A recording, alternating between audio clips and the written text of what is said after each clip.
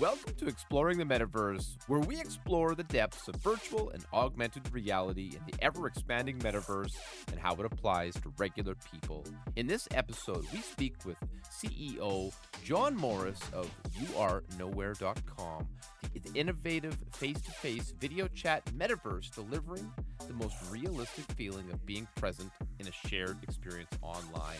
It's a platform for hosting live music events, comedy, NFT galleries, and more. Guys, I experienced this with John live for this interview, and I can tell you firsthand, it was truly something I have never experienced before, and I really enjoyed it, and I really hope you're going to enjoy this interview. This conversation was so exciting, so promising, and I really think you're going to enjoy this one a lot. So here we go. Enjoy the interview. So Mr. John Morris, CEO of Nowhere. How are you? Very, very well, thank you. Good to hear you. You too, man. This is awesome. Yeah. Before I get ahead of myself, like, tell me about yourself, John. Like, how did we come to be in this literal crystal cave? You know, Superman is a powerful movie. That was the inspiration for this cave. But I think, more particularly, my background is I was a clown at Cirque du Soleil and a performer in the show Forza Bruta. So I have a theater background. Wow. Okay. That led to, a lot of immersive and interactive shows and pushing the boundaries with those companies and other theater companies and seeing what magic could bring when you get performers close to an audience. Yeah. And at that time, I was looking as my own work and creating as an artist, a way that I could bring that magic outside the walls of theater and into unexpected places. And so I started an arts collective called the Windmill Factory in 2009 in New York City. And we just started making work. Our first project, we built a massive slide at Burning Man that had, we taught aerial theater underneath it. And then it was like skinned in AstroTurf and became the most dangerous installation in Burning Man history and one of the favorite. We recreated the night sky on the Hudson River. We, did Nine Inch Nails festival tours. We did, design shows for Metric and Fantagram and a lot of big bands. And then that collective grew into a company. And that was the last 13 years of my creative journey. And during the pandemic, when all of that work was stopped by isolation and all live experience was shut down, we started looking at ways we could conceptually start to bring our work into a digital forum and have that same deep and exciting connection that we have with humans in our pieces, but connect it to a global audience and really start to solve both where's the bar online and why can't I be with my friends right now? Right? I feel moved by this experience. I've been using technology since about 1988 with my original NES, and I've been an avid technology enthusiast of different avenues, and to meet you on a web browser in this incredible 3D space and to feel wowed and to feel awe and a bit of excitement is actually shocking. I'll be honest with you. I wasn't expecting it to be this cool. Thanks, man. Thanks a lot. That's amazing. And it is. It's pretty crazy when you think about, especially when we just had this World Builder Awards ceremony last night, where we had all these different world builders around the world building these really cool entertainment venues. And then at the event, we had Ira Glass and Pico Velasquez and Jay Scheib, these top, 3D designers judging the competition. And then we had performers. We had a stand-up comedian, a magician, and a singer. And people from all around the world exploring these various venues, bouncing in and out, huddling in different conversations with the spatial audio, so you can have up to 150 people in one environment socializing and flowing between conversations, going really to see being the at a cocktail party. Yeah, exactly. And at like a festival, what is crazy thinking about the web browser. Like we're in a web browser right now. We're in a web page. It's so accessible. I don't need $1,000 VR rig here to jump in. I use my Google account, click like any other web page, and bada bing, here we are. Yeah. And that was really important to us too, is like accessibility and really making it as easy for people to drop in as possible, because a lot of people, when they think about the metaverse and they think about, 3D technology, they go immediately to VR, and then it's like, it's a slog, it's powerful and it's immersive and it's really beautiful, experience. But like most people don't have the gear or the time, or it just takes away the humanity too. Yeah, So when yeah, you yeah. strip away that, but you keep the 3D engine, you're able to like jump, spin, have the spatial audio, feel like you're, inside. Well, you are inside a video game, but also have the human present. Like you and I are looking at each other face to face. Yeah. Like now we I feel think like it's we like know each other. yeah, absolutely. And it feels like it's so many things. Like, what do you say this is? Like, what would you define this experience as? Because like to me, it's not augmented, it's not really virtual. It's sort of like a hybrid experience in a way. Yeah, it's a great question. It's one that I've had trouble naming projects my whole life or describing them because they often get really multi-layered. Yeah. And so my best, I think the best description that we come up with is, it's a 3D metaverse on a browser where you can be face to face with your friends in live video.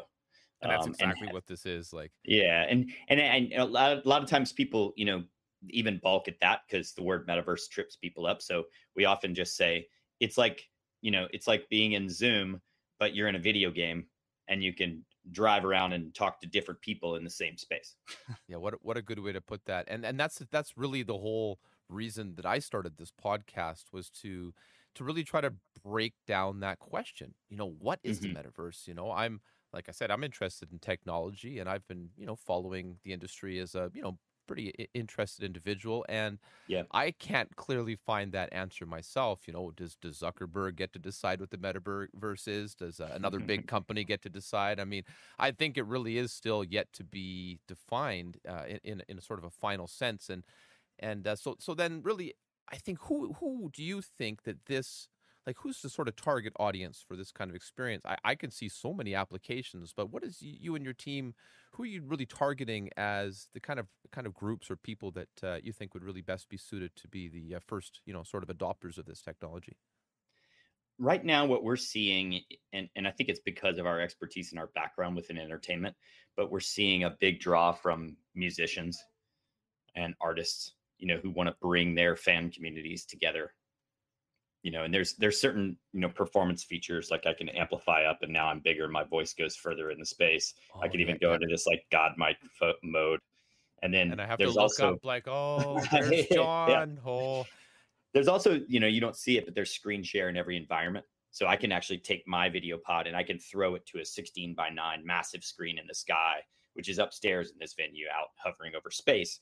But yes. those performance features where, I can become like basically take a large stage and then have 150 people live in front of me that I can hear and respond to with the spatial audio.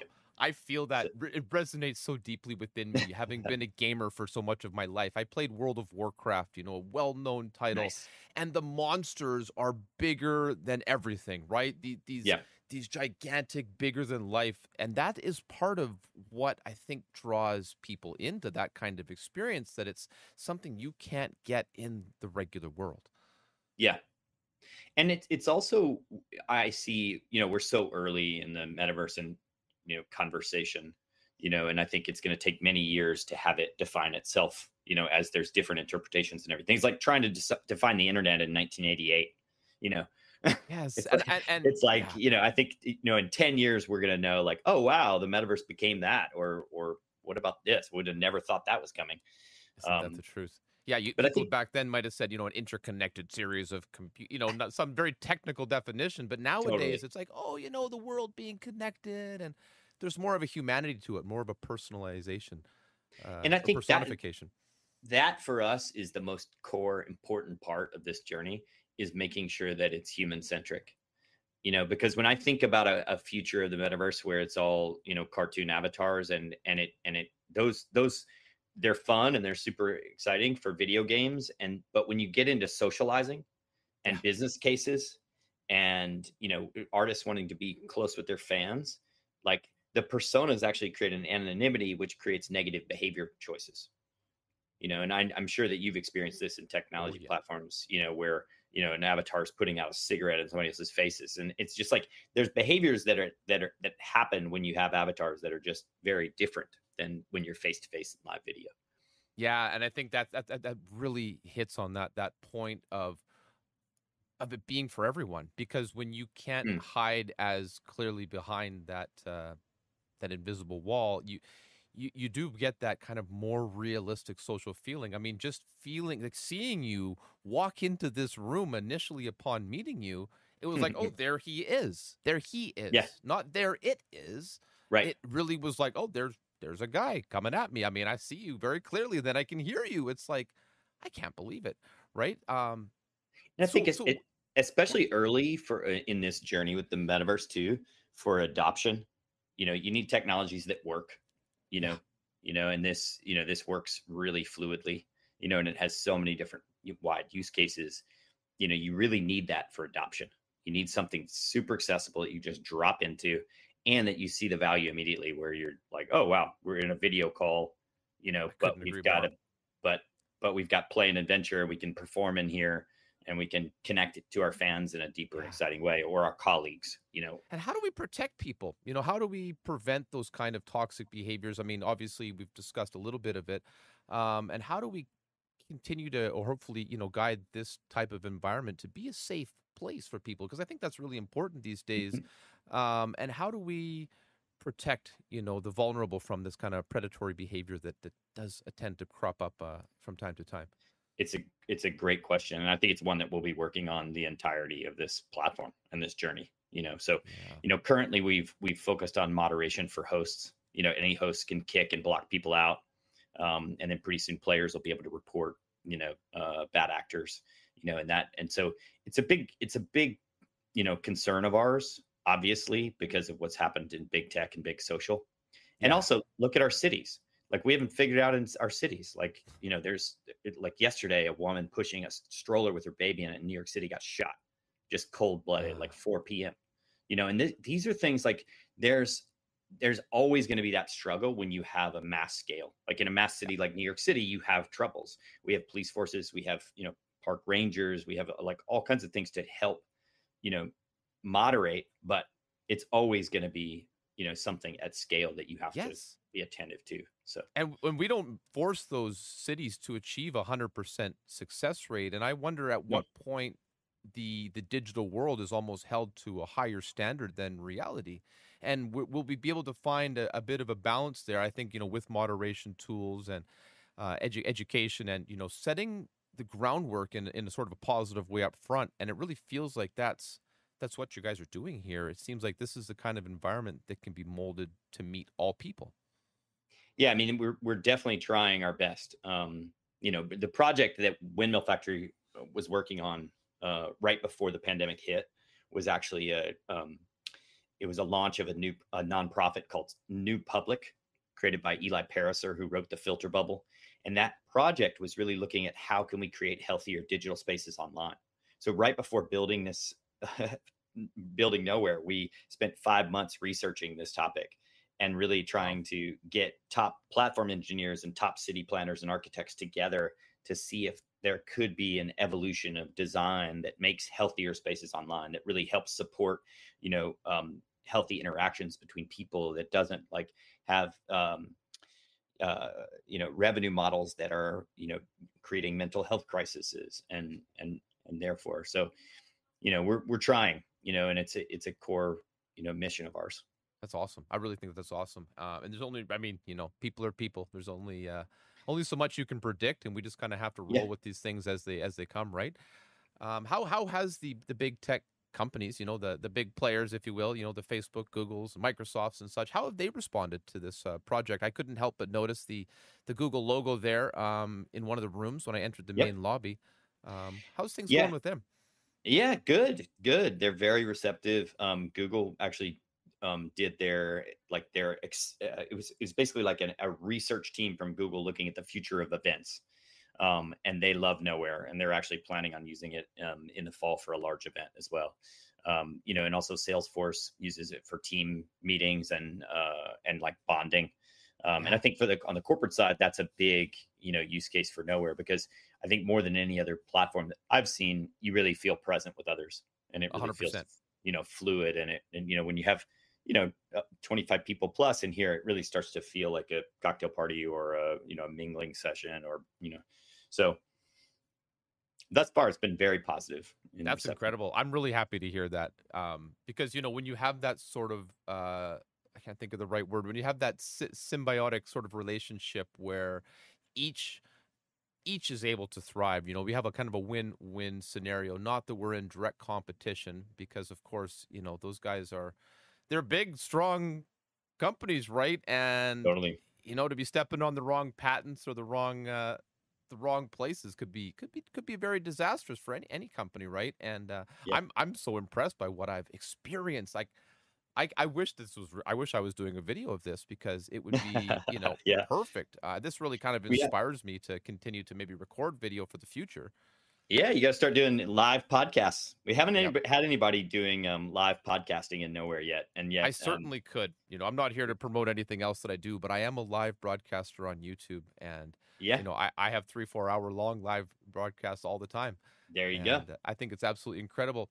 So, like, okay, so step into a little bit of a different direction. How do you see the government, the big body of government, and the oversight and the sort of policies that have been coming forward? Now, I'm not sure where you're located. I'm speaking sort of from a North American. I'm in Canada, but typically I find most of big tech is centered around the United States, given Mhm. the fact it's sort of in my opinion, the heart of the entire matter. How do you think that the government oversight, the political landscape is moving, and is it favorable for the development of a project like this? And what kind of challenges or maybe support do you see from that side of things? I mean, it's a tough question at this time in the United States, isn't it? Yeah, It's with the Supreme Court's decision last week, and it's really put everybody on kind of a shaky ground of thinking about this, because if something that we held as a hallmark of freedom for women's rights for 50 years, is just pulled out in an effort that's been many years underway, and then with today even the EPA getting gutted, it's like um, it's it's it's a very shaky time that makes you realize, like, okay, we've always been building for data privacy and our players in mind in nowhere, so it's not too much of a change for us as far as that goes, because we're not storing any data that is would be detrimental to them. So and we plan to stay that way so I and feel keep like you were our. just using the Google API to bring me in today. Yeah, that is true, for OAuth. But as far as like the video calls and the data that we're collecting, Mhm. we're trying to be as forward thinking as possible about that, so that we're not in the position where anybody can subpoena us for data and Yeah, you're and not a come rogue after us. company. you know but it's a tough position for a small company, where all your effort is going into just building the product, and really satisfying the needs of the players and what they're wanting, and those things are often, I think that's why big tech companies have gotten into hot seat with it, because, but I also think it's a lot about the revenue model, right? So our revenue model is looking to microtransactions and subscriptions, which is Sort of like not. the mobile gaming industry.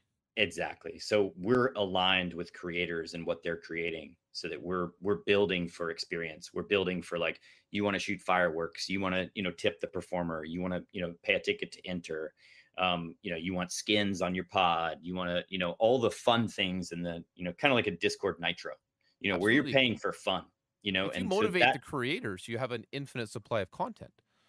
Yeah, and that aligns our building goals with theirs. If they want expressions, we want to create for fun and our strength, So not an advertising model that gets to be extractive, where you're really looking at eyeballs and attention, and because I think that leads to really a lot of data scraping, data collection, data needs I to mean, we then. are here, yeah, face to face. You can see the person's expressions and hear their voice, and there really is a valuable trove of information over time that can be gathered from these experiences. Yeah, and that's it, it's one thing. I'm glad you bring up that question, just because I think it's one that all tech companies should be really looking at closely. Yeah, I especially mean, with the I want changing you to government win. today.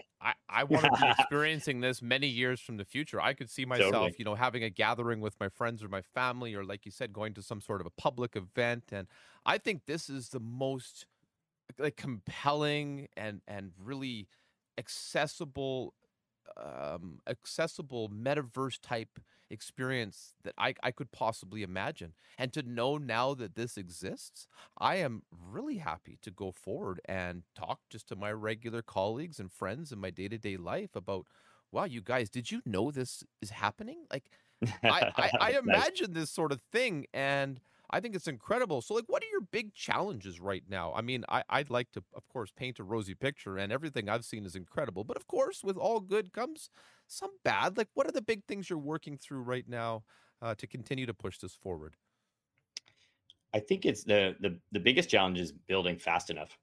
You know, is Everybody's there's got ideas, right? yeah, there's so much to build and there's so much excitement because, especially when you fuse three massive things together: gaming, video chat, and social. Yeah. And then you're talking about like we're trying to build three platforms at once. So then you have like all these ideas coming and so much, so much possibility in so many different directions, business wise too. That's really the biggest challenge is like, you know, uh, The the scale without running discussions. out of money. Exactly. Yeah, yeah, yeah.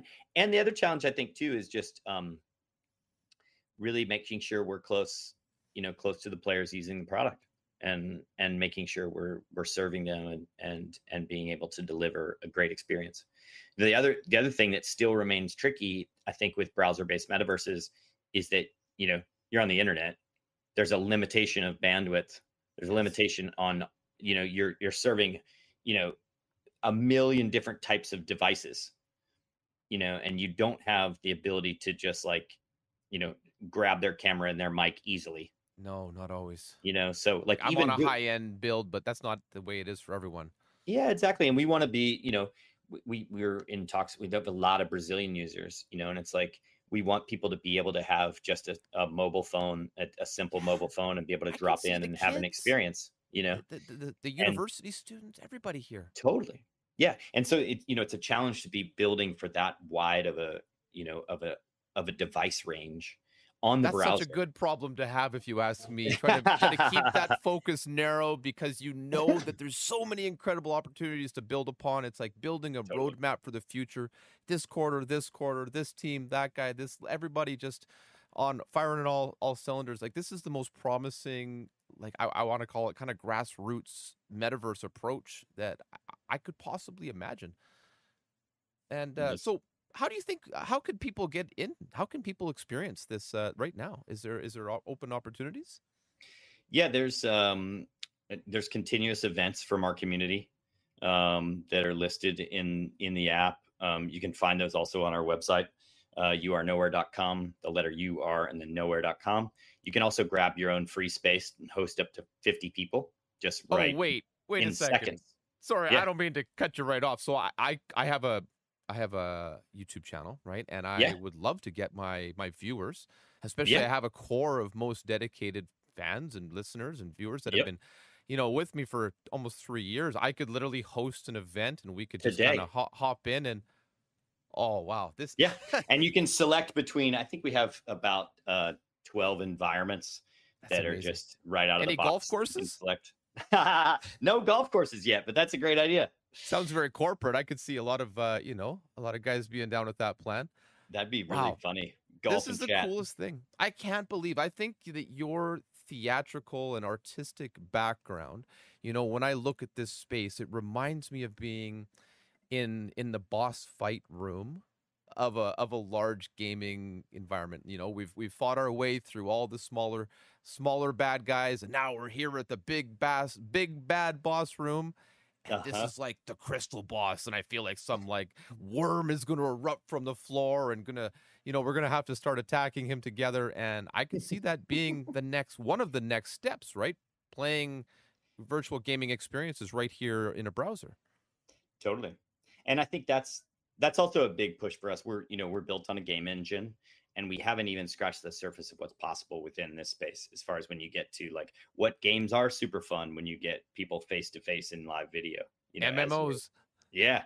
Yeah. And with infinite exploration and collecting items and Yeah. objects. And, Because you could have it's procedurally generated areas that are refreshing totally. in sort of a constant state. Like the possibilities are truly endless. It's and I Yeah. understand how you say your big challenge there, and in really focusing that growth and development in a manageable and productive manner moving forward. Yeah. Yeah. So you did mention that there is a list of events that when you log in you can see, and I did see that in the lobby. There's the different Hmm. I want to call them rooms. What's the terminology that you're Spaces. spaces? There we go. That's a Yeah. good, but similar to Yeah. very very similar. Yeah. Well, that's amazing. Essentially the product's broken into, you can have your own venue, which we call a station, which is a collection of spaces. Yeah, yeah. That's incredible. Well, I know for certain that I'm interested in being, a host of an event in one of these incredible spaces. And is there a cost to the either the users? Is like the host can host a space, or this is how do you stay afloat? How do you continue to move forward with the development as far as the revenue generation? Currently, it's all private contracts with companies. And Okay. on the player side, we're trying to keep it free, Yeah. and then drive to the microtransaction future. Oh So yes. that, Okay. So to so for now, it's free for up to 50 people. And then for larger contracts who want multiple spaces for thousands for yeah. larger corporates, then we do deals with them, and we do a custom contract. That seems so reasonable. It seems so like Well, user friendly. I mean, wow, is this real? it's well, we built this at a time when everybody was globally isolated, and we wanted to Yeah. make sure that people were able to access it as a tool. And also, if we align ourselves with our players, and we get them in and active, and then we learn from them what they want within the app, we can learn like, oh, okay, these type of microtransactions are the ones that they want, and we can build alongside with them, and then have a revenue model that's much more Yeah, I already sustainable. want a special border around my picture, John. I see your it's Yeah, at the 3, 4, 5, 6, 8, 9 sided shape there around your video. there you I'd go. like to have like a special gold border with maybe some kind of like diamonds or crystals sticking out of it to indicate Totally. how how invested I am in this experience, and Yeah, maybe something to demonstrate the amount of time that I've been in. Maybe you should have yeah, the founder frame around it, right? I'm sure you guys have talked about something like that already. totally. Yeah, Yeah. yeah, and don't stop there. You can have your own little vehicle. You Yes. can have your Yes, own yes. customized, like, you've got a tiger, and your head face opens, and then your video's there, and then you drive Yes. around your little tiger head. Yes, because the movement is already quite fluid for something like this. Does it Yeah. work on all browsers? I'm using the Chrome browser right now. Any Yep. technical limitations for people that they should be aware of if they want to jump on from their access device? You just don't use Safari. Yeah, okay. That's All the others are good. Firefox, Brave, Chrome, any Chromium okay. browser. So That's awesome. Chrome is really the best. They've done the really big pushes to get 3D on the browser working Yeah. well, and And I Firefox mean, as well. yeah, the install base of it, you can't go wrong. It's Yeah. certainly world renowned. Is there any big key points that I'm missing out on, John? Because I really would like to know, The Our biggest push right now, is just getting adoption, getting people like excited to use it and get in here. We spent a lot of kind of table stakes technology development, and now we're at the point where we're really starting to push this out. And so I just encourage all your listeners to jump in, get a free space, try things, do a Yeah. birthday party, put your art gallery in there, host an event, get a family gathering. And then, if you are a person who hosts events, it's a great place to gather your community. You can also have content coming out of nowhere that's beautiful, because the beautiful environments that then you can share on socials and build an audience. And then the last thing I'll say is that we're driving for the launch of our entertainment district, Okay. which is going to launch September 21st. And our season one will be September 21st through November 9th. And this is a really exciting time, because we're going to have all these incredible musicians and artists who are gathering at that time, bringing incredible experiences and worlds, and it's going to be really electric. So stay tuned for that. That's going to be really, really awesome. Wow. I don't want to say this is my favorite metaverse experience or anything, but this is my absolute above and beyond most. I'm just most wowed. I've used a few headsets. I've entered a few different worlds, and they're cool, but I felt it was not quite there for me. Didn't meet my expectations, but this has blown them out of the water. Oh, Like that's when awesome I to hear. read the emails and talked to and read the details, I was like, okay, maybe, but these guys, I don't know. But wow, guys, you That and your team, like hats off. Absolutely, this is really incredible. that's the another thing I'll say is that, this is a common perception because I think a lot of people feel like, oh, I've seen that, or I get it from the pictures or the video. But you Mhm. really, there's different levels of discovering nowhere. There's one looking at it and go like, oh, that looks cool. There's the next level of jumping in with somebody else like we are right now, and you're like, Yeah. oh, that's cool. And then there's a whole other level when you get in here during an event, and you can Okay. like meet people and see a performance and start to go down the rabbit hole of like entertainment. I'm gonna celebrate some of my YouTube subscriber milestones by bringing my Yeah. fans, my viewers in here. I can't wait. Like I'm already planning the details in my mind. I want to be able to see their faces because usually it's a one-sided experience for me, right? Like I have my I'm on a camera, I have a microphone, and they can see me and they can they can have that one-sided experience. But when I look around, I just see my basement. I see Yeah. my computer and that's fine, but I don't see them. I just see what I'm doing. And to Yep. be able to have that connection with those individuals who I believe, desire the same in return, Hmm. I just makes the And hair on my arm stand up. It's there's also something that happens too within. We've been in this, this user generated content era, right? oh Of yeah, you're a big time. YouTube, you're Hmm. creating YouTube videos, but it's pretty much a one to many, thing where you're not interacting as much, maybe on chat, but um, now you have an experience where you can actually have the social mingling around that. You can have a many to Yeah. many experience, then you can jump into a many one to many experience, and then go back to the social mingling. So it's actually much more structured, like you would go to see a concert. Yes. You'd arrive with your friends early, you'd get a beer, you'd hang out, you'd talk, you might meet a few people. Concert would start, and then you'd all watch the concert, enjoy it, and then you'd go back to hanging out and talking. You might do a Q&A with the musician, and all of that's possible now that you have a spatial platform It's where you can incredible. have the mingling part.